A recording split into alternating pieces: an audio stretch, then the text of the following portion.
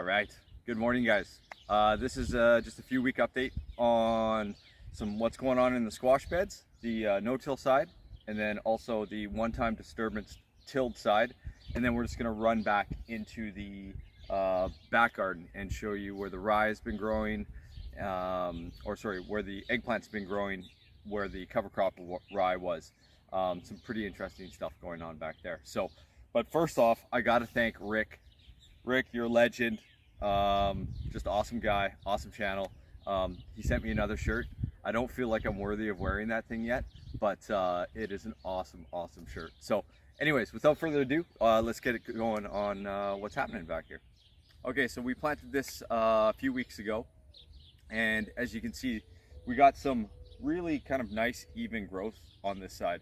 We're just talking, and it reminded us a lot of how our squash kind of grew in Victoria. As you can see, there's a really nice golden egg squash that's almost ready to go. And then we have a bunch of beautiful patty pans. Patty pans are just an awesome squash. So let's head over to the other side and we'll show you what's going on over there.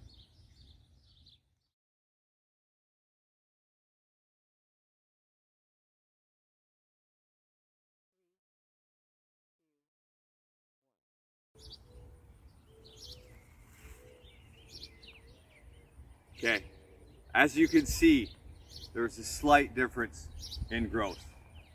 We do have to get in here and prune up a little bit, but yeah, as you can see, it's quite a big difference.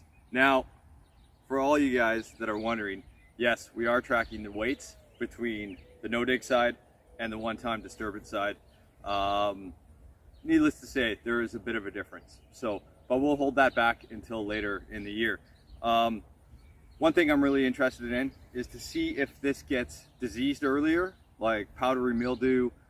We have noticed more pest pressure on this side, but just like our pak choi back home and our eggplant here and a bunch of other plants, the pest pressure doesn't really seem to kill the plants anyways, and they definitely seem to end up growing quite well. So yeah, we have been eating our fair share of courgettes and squashes.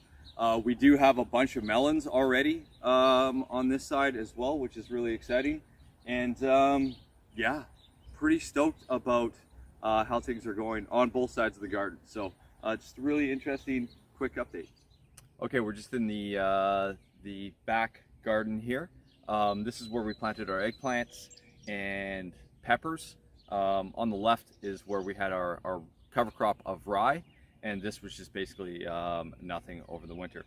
Now this one was really interesting because it had a ton of pest pressure, and as you can see, it still does, but was growing much faster than the ones on the other side that had much less pest pressure and were growing much slower. But we've had a ton of eggplant off this. In spite of all the pest pressure. Again, we haven't treated anything with any kind of pesticide or any other control measure at all. Seems like the pests are getting their fill, but we're getting our fill as well. So yeah, so we'll just head over to the other side. All right, so now we're in the rye bed, well, where the rye was overwintered. And you guys are awesome. A lot of you said, don't even worry, everything will catch up. And it totally has. Again, getting lots of nice eggplant here. The peppers are doing really well. We're growing this Ajarski pepper, a recommendation from the farmer's market, one of the farmers there. And really thick-skinned pepper, supposed to be fantastic. It's doing super well. We have an Aurora hot pepper, and then a sweet bell pepper. The collards are still doing really good. We just decided to slam some beans in here because there was some space. They seem to be doing really well. We are getting a ton of beans right now, and culling through a zinnia in here as well. So yeah, it's this bed's doing awesome. All right, just a couple final observations here. The chaff that I was so excited about seems to be a bit of a fail. it kind of creates too much of a mat. I'll show you here. Too much of a mat on it, and you know, the microorganisms and the fungi seem to enjoy it. But because we have such a good supply of high quality wood chips, I think that's something we'll just continue to do, is keep mulching with wood chips and grass from the yard here. The other thing is I think we've just discovered that at this point of the year, it's not really flea beetle. It's actually a nice little squash bug. No. No? That's a Japanese beetle. Oh, a Japanese beetle. Yeah, you got I'm it. sorry. Yes. I get confused down in the Midwest here. There's so many bugs. These guys are absolutely beautiful. I guess I'm one of the few people in the Midwest that kind of like these things. They might reduce the yield a bit, but the birds love them, and yeah, they are super cool.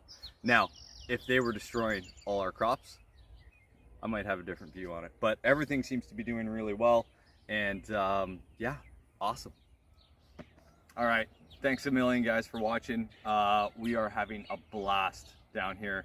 It is crazy how fast things grow down here in the Midwest.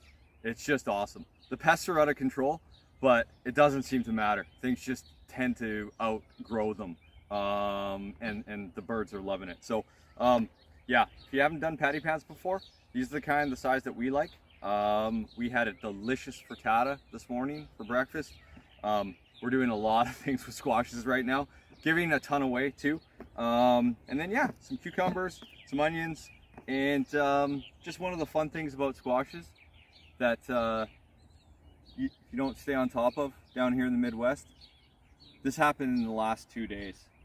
So we are gonna let this thing go and do what it wants. If it wants to come onto the tomato trestle, it will.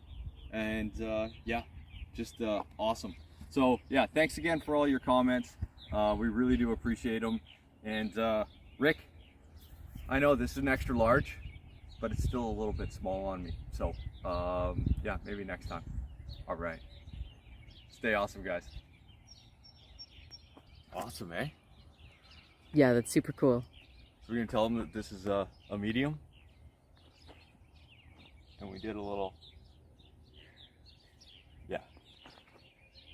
No squash bigger than my forearm. I know my arms are huge, but yeah, no squash bigger than my my forearm, especially zucchini.